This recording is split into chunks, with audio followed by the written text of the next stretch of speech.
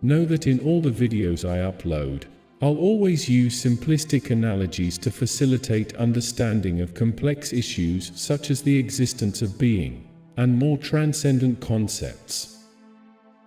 Think of this all as a fictional story. I'm not asking you to believe it or consider it indoctrinated. That's not the goal. Let's start. How do you come into existence? Well, there are several universes, and each universe represents a creation. The elders say that we must be in the 84th creation, in this moment of human existence on Earth. I'll not refer to the different dimensions of time and space, that would be too confusing. Let's put ourselves in the present, in the now, in this moment that we're all experiencing. Matter appears out of nothing, and in this moment light appears. The scientists call it the Big Bang, but it's nothing else than the expansion of the singularity. Imagine an extremely small point, with extremely high pressures and temperatures, expanding in 1 second. That is creation. And you and I and everything that exists in this universe were contained in that tiny point. So we're the tiniest part of the singularity that was brought into existence by the creation of the densest matter. Up to now I've spoken about energy. Everything is energy with certain electromagnetic properties and their frequencies. To the energy and its properties the information is added. To improve the understanding, imagine a gigantic warehouse in the cosmos in which the whole existence is catalogued like in an encyclopedia. Now that we know very roughly how the universe and the densest matter came into being, let's turn to the appearance of man. If you perceive Charles Darwin's concept of evolution, we can bypass it. If you don't even know what that is, we'll use the theological concept of Adam and Eve. And behold, God creates man and woman and places them in this paradise that is planet Earth. And Eve, unable to resist, eats the apple, the forbidden fruit. This metaphorical reference means that man becomes aware of himself and differs from other animals that continue to live without this ability and follow only the survival instinct. And now for today's topic. Let's try to understand our existence not as a human being, but as something more. As you may remember, I said earlier that we're all descended from the singularity. Now I want you to imagine a point of light as if it were the light of your cell phone. That point of light is you, and you're traveling through the universe. Realize that space and time are not valid variables in the plane we are talking about.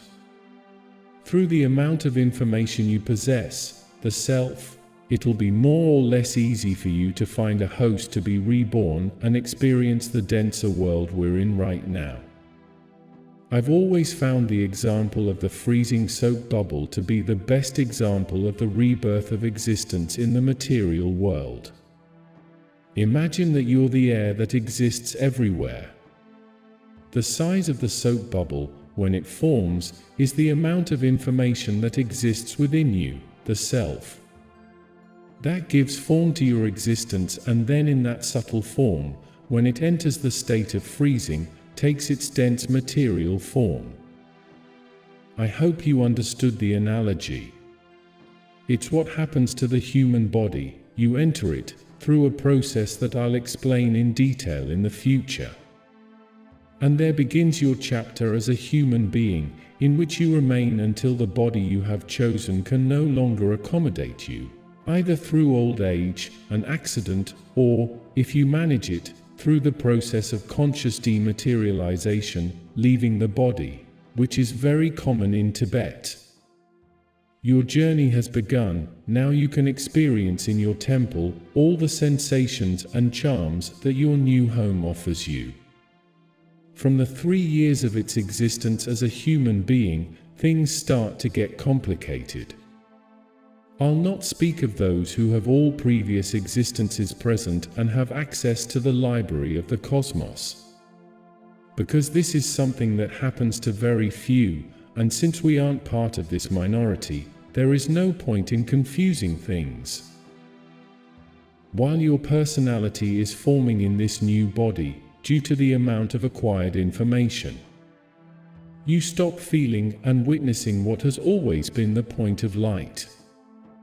And little by little you start identifying yourself as the body and consequently the mind, which results in the birth of the ego. At this moment your worldly problems begin, because now you not only feel, but also witness, and, worse, identify with the thoughts and hold an opinion about what you think is right or wrong. From that moment on, you begin to experience a life as your own, where you think you make the decisions, whether they are right or wrong, and where you begin to evaluate every thought as your own. The turbulent world in which we all find ourselves has begun. We're now totally dependent on material and worldly desires. We have left the questions and are totally dependent on the ego's evaluation of the whole environment around us. It's the beginning of the cycle of this existence. There is only one small problem: every action that is created from now on always has a recurrence, either in this existence or in the next. Everything you see, hear and feel is recorded forever and ever. It's like a database fed by your stimuli, sensations, and feelings.